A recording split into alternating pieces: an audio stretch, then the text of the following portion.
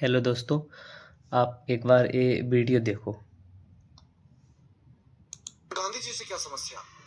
गांधी तो खुद ही समस्या था, तभी तो इतनी समस्या पैदा कर गया आज। क्योंकि जो ये नीच चाचा था और एक सड़ा हुआ बापू था, इन दोनों के कुकर्मों के नतीजे हैं जो आप ये भारत में जो दीमक लगी हुई है। और गांधी सबसे बड़ा, मैं कहूंगी सबसे बड़ा जाहिर इसी को कहते हैं। कैसे वो उसको राष्ट्र देश का बाप माने? ये तो अय्याश आदमी था, इसका क्या मतलब? कोई दीन ईमान थोड़ी था ये। मंदिर के अंदर कुरान पढ़ता था, कभी मस्जिद के अंदर तो गीता नहीं पढ़ी। और मंदिर के अंदर कुरान पढ़ने पे इसका कोई भी अगर विरोध कर दे तो ये उनको जेल में पटक देता था। क्यों? अब दोस्तों, ये हैं रिद्धिमा शर्मा, जिन्होंने गांधी जी के बारे में इतना उल्टा सीधा बोला। अब इन्हें इतनी जानकारी है, ये सब जानकारी इनकी भाई व्हाट्सएप यूनिवर्सिटी वाली है, जो फैलाई जाती है कि गांधी जी को जाहिल बता रहे हैं। अब एक बार जैसे हमने गूगल पे सर्च किया गांधी जी के बारे में, मैं कोई अपने पास से नहीं बोल रहा हूँ, बस गूगल किया हुआ दिखा रहा हूँ आपको। आप एक बार इसे देखो।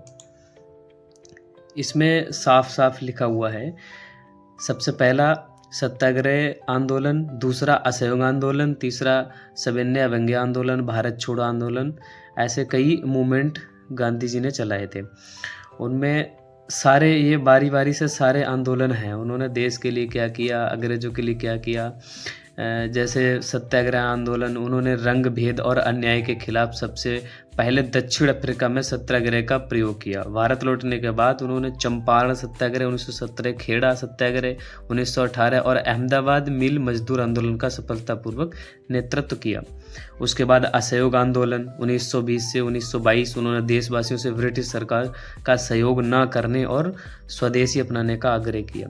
उसके बाद सविनय अवज्ञा आंदोलन 1930, इसे नमक सत्याग्रह या दांडी यात्रा भी कहा जाता है।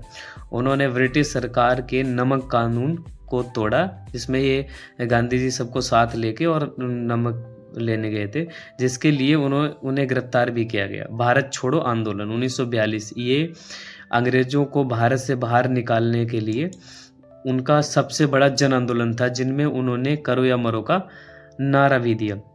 सामाजिक सुधार, उन्होंने समाज में छुआछूत, सबसे पहली बात यही है कि छुआछूत, अस्पृश्यता मिटाने, हिंदू मुस्लिम एकता बनाए रखने, महिलाओं को सशक्तिकरण और खादी स्वदेशी के उपयोग का बढ़ावा देने के लिए आजीवन काम किया।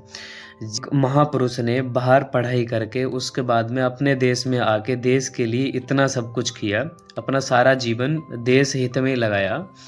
और ये व्हाट्सएप यूनिवर्सिटी वाला जो दो चार ज्ञान लेके ये पॉडकास्ट में रिद्धिमा शर्मा जैसे लोग ये नफरत फैलाते हैं, वो तो क्लियर ही है, ये कुछ भी बोलते रहते हैं।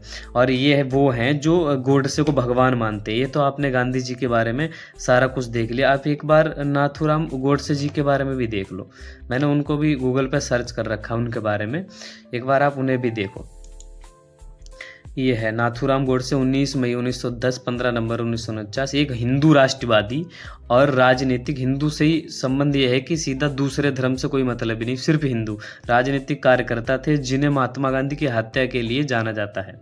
उन्होंने 30 जनवरी 1948 को नई दिल्ली के बिड़हा हाउस में महात्मा गांधी की गोली मारकर हत्या कर दी थी। अब ये जो गोडसे थे, इनकी उम्र कितनी थी जब इन्होंने गांधी जी के गोली मारी? तुम नौजवान होकर उसके बाद में तुमने एक 60 साल के बुढ़े को गोली मार रहे हो, ये कोई महानता का काम थोड़ी है। अगर मारना ही था तो अंग्रेज को मारते, किसी अंग्रेज को थप्पड़ तक नहीं मारा इन्होंने, गांधी जी को गोली मार दी। और वो भी किस बात पे कि देश में मुसलमानों का ज़्यादा सपोर्ट कर रहे हैं और हिंदुओं का सपोर्ट नहीं कर रहे। जैसे इन्होंने लिखा है नीचे, गांधी जी की हत्या का कारण, गोडसे का मानना था कि महात्मा गांधी ने भारत के विभाजन के दौरान मुसलमानों की राजनीति मांगों का समर्थन किया और हिंदुओं के साथ विश्वासघात किया। वह विभाजन के समय हुए भीषण रक्तपात और हिंसा के लिए गांधी जी को जिम्मेदार मानते हैं। अब ये बताया, जब गांधी जी को गोली मारी थी उस टाइम भी उन्होंने हे राम ही कहा था, उसके बाद भी वो राम को मानते थे, राम का ही नाम लेते थे। फिर कहाँ तक वो देश को जोड़ने के काम करते थे, वो देश को जोड़ने के काम करते थे, केवल हिंदुओं के लिए नहीं काम करते थे, जो भी देश में था सबको मिलाने के लिए।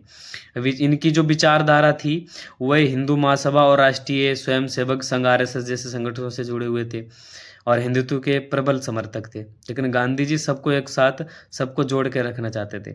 मेरा सिर्फ ये वीडियो बनाने का मतलब सिर्फ ये है, जैसे रिद्धिमा शर्मा हैं जो बिना जानकारी के उल्टी सीधी जो जानकारी इनकी व्हाट्सएप यूनिवर्सिटी इनकी जो पर्सनल है, इनका कचरा आपस में चलता रहा। इनकी पर्सनल अपनी यूनिवर्सिटी से, व्हाट्सएप यूनिवर्सिटी से जो ज्ञान मिल गया बस इसी को इन्होंने उठाया और सीधे किसी भी पोस्टकास्ट में बोल दिया। इनके खिलाफ तो कोई बोल नहीं सकता है, क्योंकि सत्ता का भी इन पे कुछ हाथ रहता ही है हमेशा।